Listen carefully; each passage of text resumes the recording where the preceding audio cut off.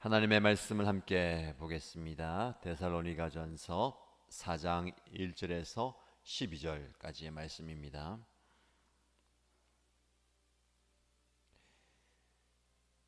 데살로니가전서 4장 1절에서 12절까지 말씀을 함께 읽겠습니다. 그러므로 형제 자매 여러분, 끝으로 우리는 주 예수 안에서 여러분에게 부탁하며 권면합니다. 여러분은 어떻게 살아야 하며 어떻게 하나님을 기쁘게 해 드려야 할 것인지를 우리에게서 배운 대로 하고 있으니 더욱 그렇게 하십시오. 우리가 주 예수의 이름으로 무슨 지시를 여러분에게 내렸는지를 여러분은 알고 있습니다. 하나님의 뜻은 여러분이 성결하게 되는 것입니다. 여러분은 음행을 멀리하여야 합니다. 각 사람은 자기 아내를 거룩함과 존중함으로 대할 줄 알아야 합니다. 하나님을 알지 못하는 이방 사람과 같이 쇠고기에 빠져서는 안 됩니다. 또 이런 일을 탈선을 하거나 자기 교훈을 해하거나 하지 말아야 합니다. 우리가 여러분에게 전에도 말하고 경고한 대로 주님께서는 이런 모든 일을 징벌하시는 분이시기 때문입니다. 하나님께서 우리를 불러주신 것은 더러움에 빠져 살게 하시려는 것이 아니라 거룩함에 이르게 하시려는 것입니다. 그러므로 이 경고를 저버리는 사람은 사람을 저버리는 것이 아니라 여러분에게 성령을 주시는 하나님을 저버리는 것입니다. 교우들에 대한 사랑을 두고서는 여러분에게 더 쓸 필요가 없겠습니다. 여러분이 직접 하나님으로부터 서로 사랑하라고 하시는 가르침을 받아서 온 마케도니아에 있는 모든 형제 자매에게 그것을 실행하고 있기 때문입니다. 형제 자매 여러분, 우리는 여러분이 더욱더 그렇게 하기를 권면합니다. 그리고 우리가 여러분에게 명한 대로 조용하게 살기를 힘쓰고 자기 일에 전념하고 자기 손으로 일을 하십시오. 그리하여 여러분은 바깥 사람을 대하여 품위 있게 살아가야 하고 또 아무에게도 신세를 지는 일이 없도록 해야 할 것입니다. 아멘. 데살로니가 교회 성도들의 믿음과 사랑과 소망을 보고 그들을 마음껏 칭찬한 바울입니다. 그들이 짧은 기간 복음을 들었지만 그 짧은 기간에 비해서 그들의 신앙과 삶은 바울이 보기에 칭찬할 만큼 굉장히 선한 삶을 살았습니다. 계속해서 이어지는 말씀을 통해서 바울은 더 하나님의 뜻 안에서 데살로니가 교회 성도들이 살아야 할 것을 부탁하고 권합니다. 오늘 본문의 말씀에 보면 여러분은 어떻게 살아야 하며 라는 말씀이 나오죠. 그래서 우리는 오늘 본문의 말씀을 통해서 우리가 어떻게 살 것인가 라는 질문과 답을 얻고자 합니다. 우리 모두가 다 어떻게 살아야 하는가 라는 고민을 안고 있습니다. 이 세상을 살아가는 모든 사람들은 다 내가 과연 어떻게 살 것인가 라는 질문을 다 마음속으로 가지고 있을 겁니다. 그런데 그 질문의 겉모습은 똑같습니다. 내가 과연 어떻게 살 것인가. 그러나 안으로 들어가 보면 그 어떻게라는 그 삶의 내용은 굉장히 다르다라는 것을 알게 됩니다. 대부분의 많은 사람들이 어떻게 살 것인가 라는 그 질문은 들어가 보면 내가 과연 무엇을 하고 무엇을 먹으며 그걸 내가 잘 먹고 살기 위해서 어떤 일을 해야 하는가, 이것이 대부분의 질문일 겁니다. 그러나 바울이 오늘 저와 여러분에게 던지는 여러분은 어떻게 살 것입니까? 라는 이 질문은 내가 무엇을 먹고 살 것인가, 내가 먹고 살기 위해서 어떤 일을 할 것인가 라는 질문이 아닙니다. 성경을 읽으면 무엇을 먹을까, 무엇을 입을까 염려하지 말라. 하늘 아버지께서 저 하늘을 나는 참새도 먹이시는데 너희가 하나님의 자녀라면 오늘 무엇을 먹을까? 내일 무엇을 입을까?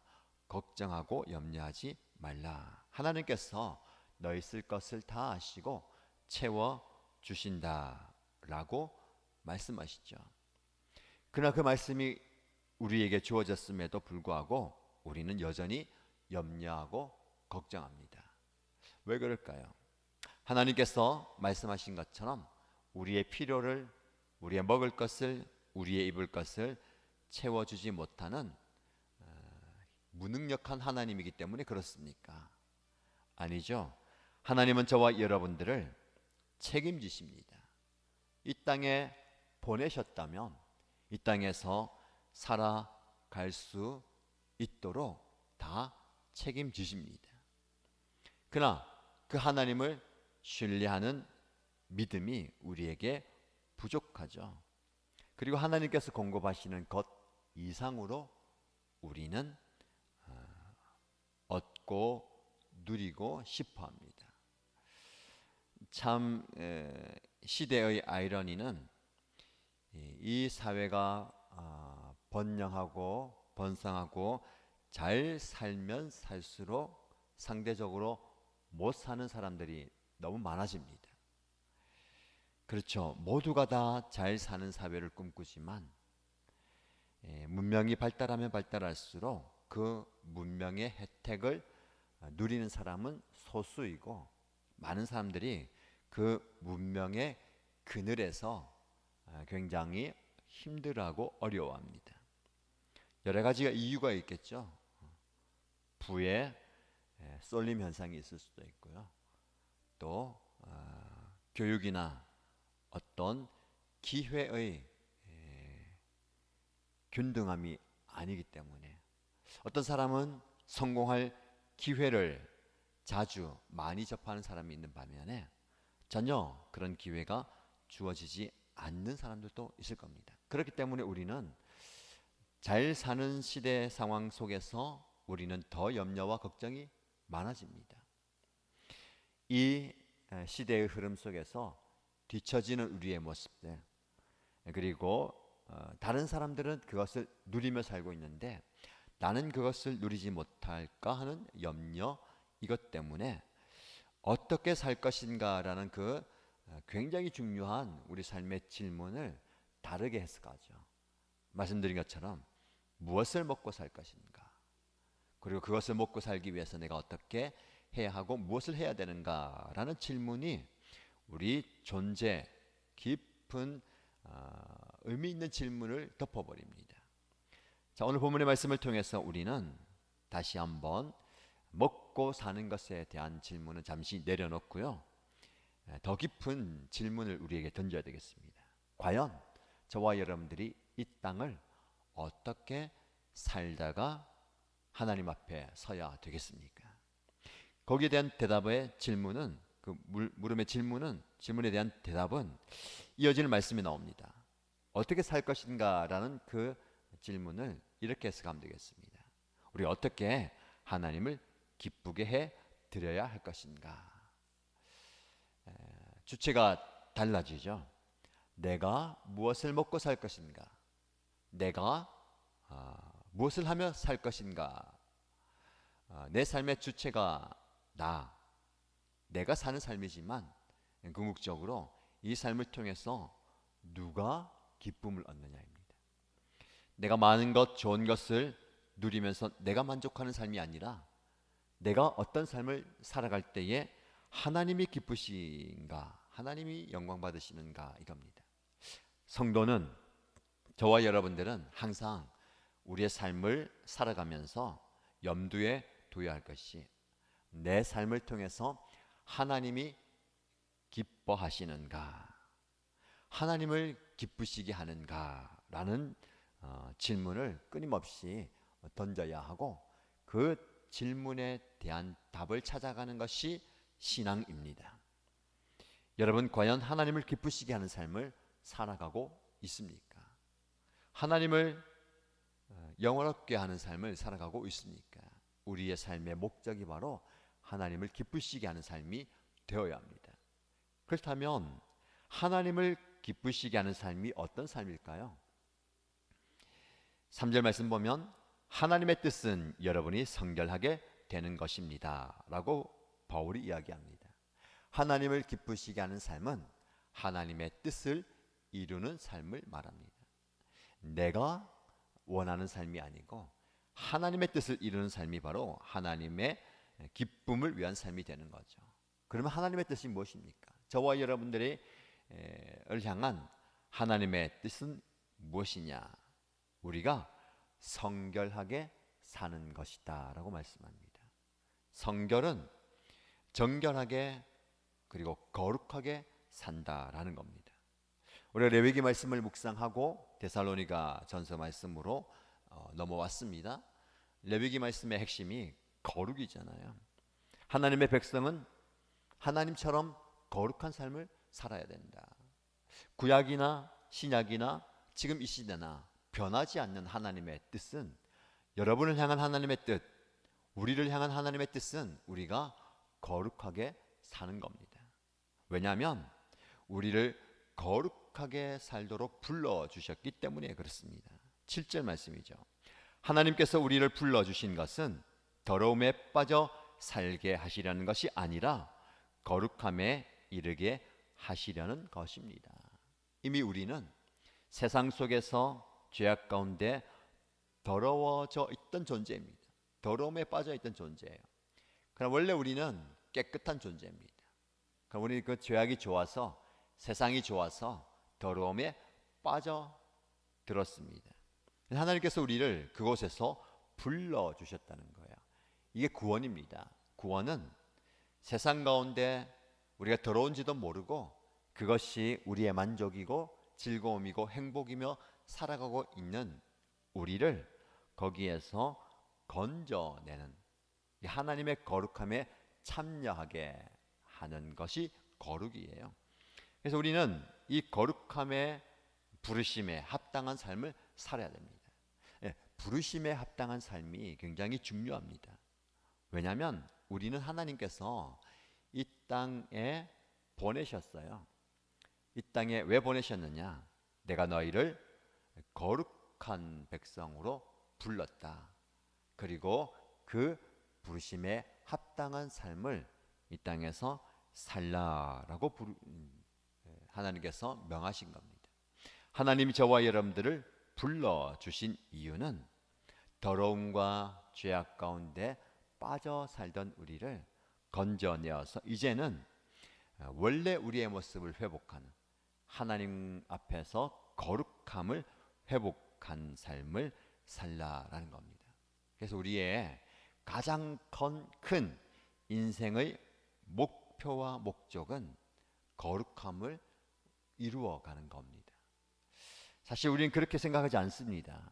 우리의 목표와 인생의 목적이 따로 있어요. 그러면서 우리의 신앙과 심지어 우리가 믿는 하나님을 그 목표와 목적을 이루는 수단으로 바꾸어 버릴 때가 많이 있습니다. 우리의 신앙도 마찬가지고 우리의 정결함, 거룩함도 마찬가지죠.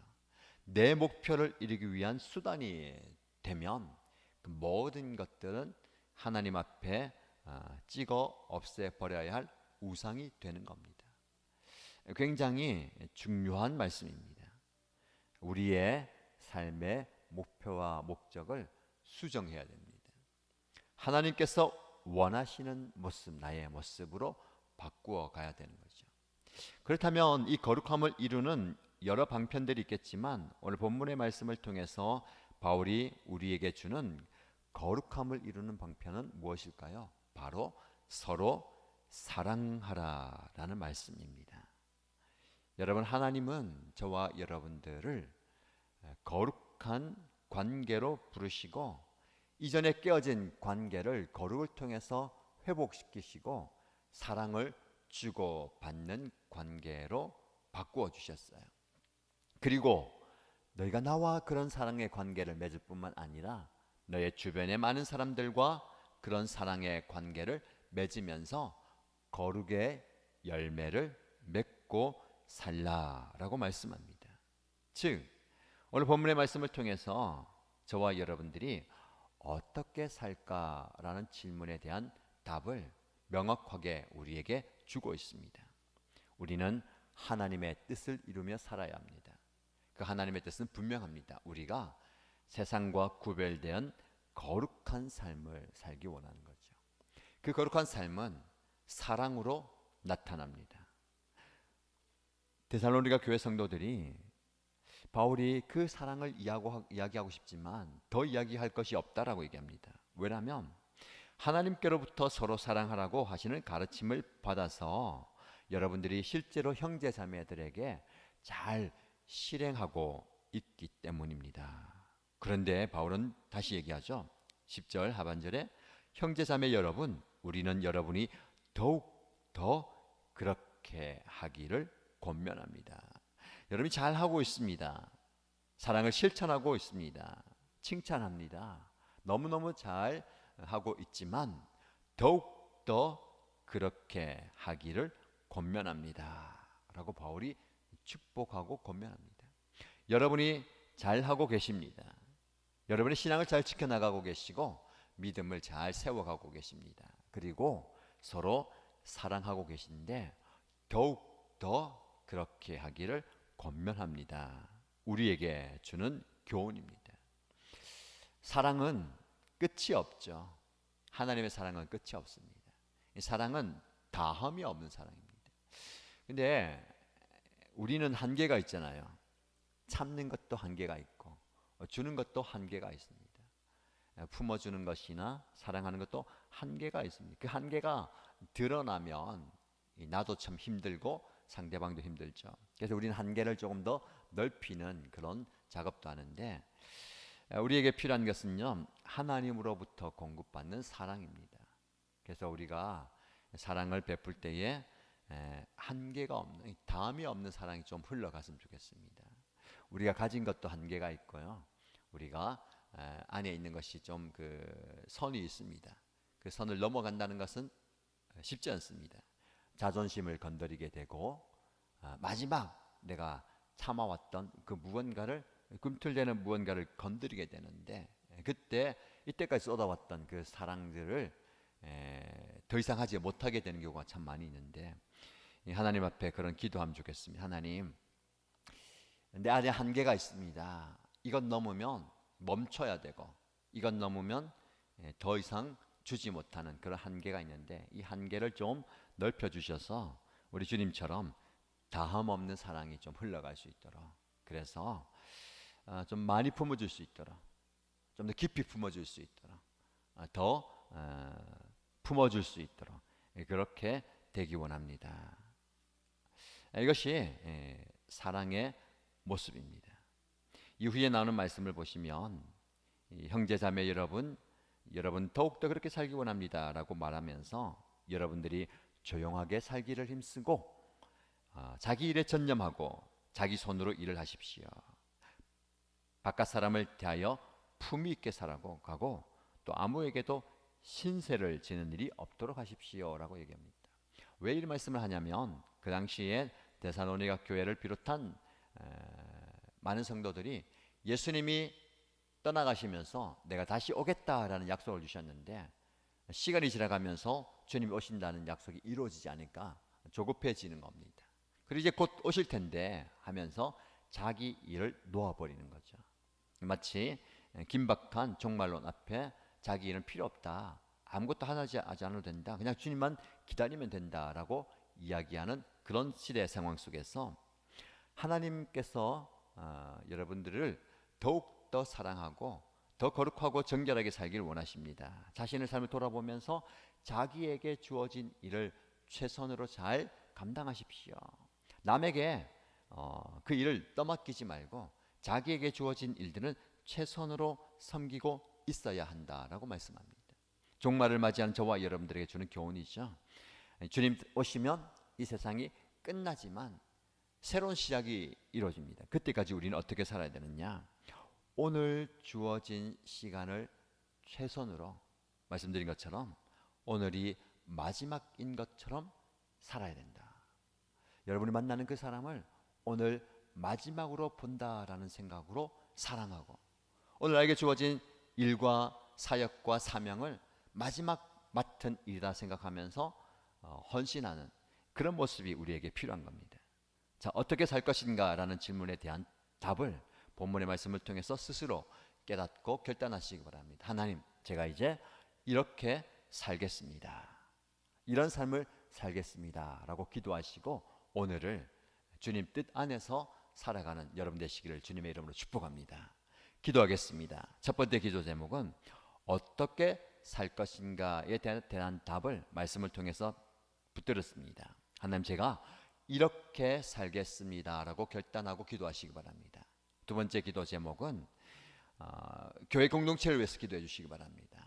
하나님의 은혜가, 하나님의 말씀의 능력이 가득한 교회가 되어서 우리 교회를 통해서 영혼 구원의 역사가 일어날 수 있도록 돌아오는 주일 예배를 위해서 드리는 모든 예배를 통해서 회복과 은혜가 넘치게 하시고 영혼을 구원하고 또 말씀이 은혜가 필요한 분들을 보내주셔서 예배를 통해서 은혜 받게 하여 주옵소서. 이 시대를 변화시키는, 이 사회를 회복케 하는 교회 공동체가 되게 하여 주옵소서. 교회를 위해서 간절히 기도하시기 바랍니다. 함께 동성으로 기도하겠습니다. 하나님 아버지, 감사합니다. 우리가 오늘 살아가면서 그리고 내일을 살아가면서 그저 나의 주어진 일에 급급하면서 내가 무엇을 먹을까, 내가 무엇을 입을까, 그것을 위해서 내가 어떻게 할까, 무엇을 할까 걱정하며 염려하며 살았던 우리의 인생입니다. 그러나 하나님께서는 그런 인생 아니라 내가 어떻게 살아야 할까라는 궁극적인 삶의 질문을 가지고 살기 원하시는데, 아버지 하나님, 저는 어떻게 살아야 되겠습니까? 어떻게 하나님을 기쁘시게 하며 살겠습니까? 라는 질문을 가지고 살게 하시고 그 질문에 대한 대답을 말씀을 통해서 깨닫게 하여 주시고 내 삶을 돌아보면서 내 삶을 조정하게 하여 주옵소서. 하나님을 기쁘시게 하는 내 삶이 되기 원합니다. 하나님만 영화롭게 하는, 하나님께서 기뻐하시는 제 삶이, 제 사역이, 제 섬김이 되기 원합니다.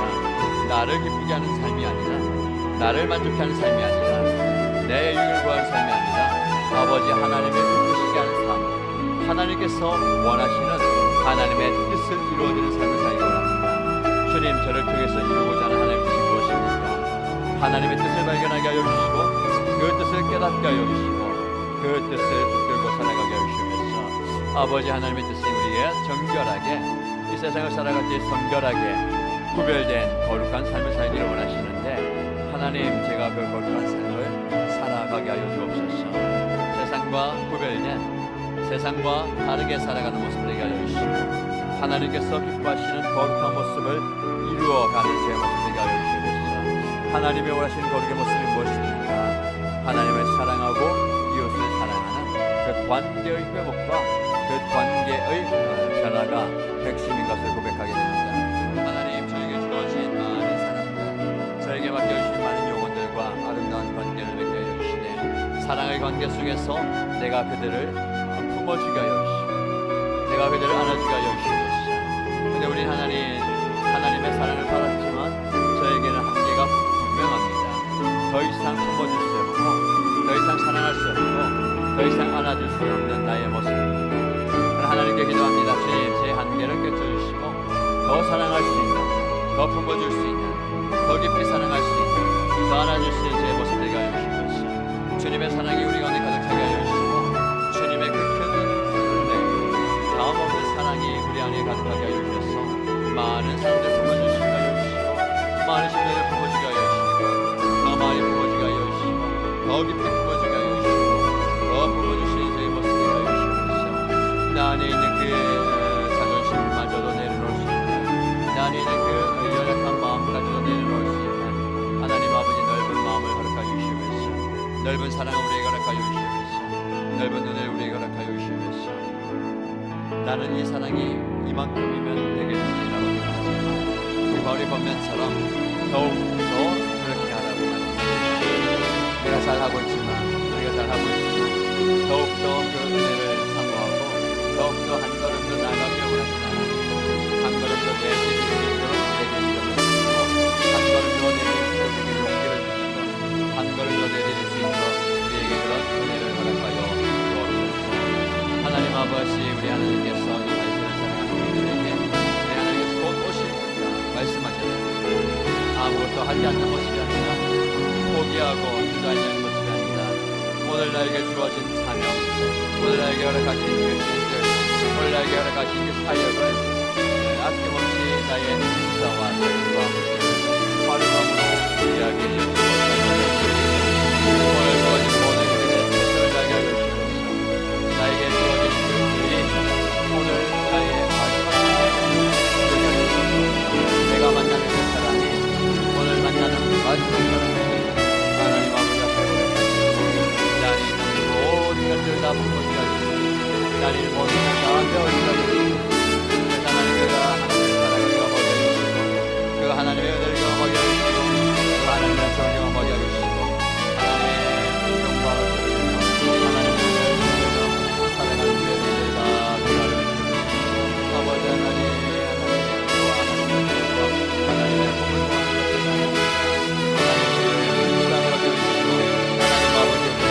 복을 하나님의 시간을 주시고 하나님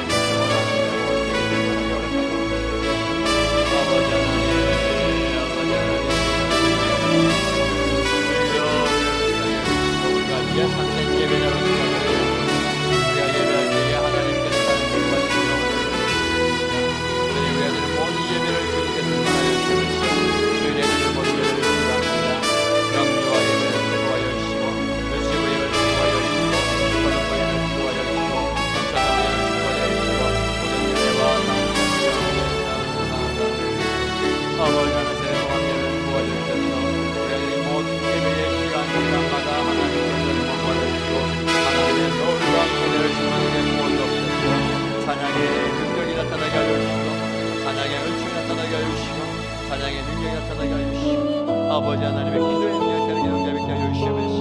아버지 하나님 하나님께서 주시는 놀라운 은혜와 놀라운 복을 받아들이게 하여 주시고 아버지 예배를 통하여서 3년 해본과 3년 쉬게 먹여 주시고 아버지 하나님의 유언 구원의 역사 나타나게 하여 주시고 아버지 하나님 예배를 통하여서 하나님의 은혜를 경험하고 하나님을